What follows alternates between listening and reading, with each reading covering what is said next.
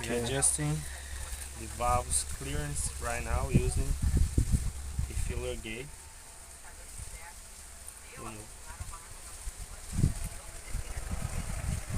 Just checking the clearance.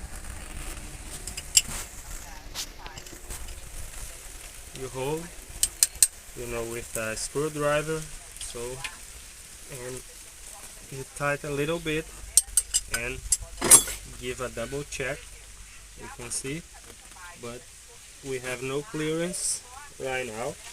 But when I take off the filler gauge, we have good clearance here and here. This is the admission valve and this is the exhaust valve.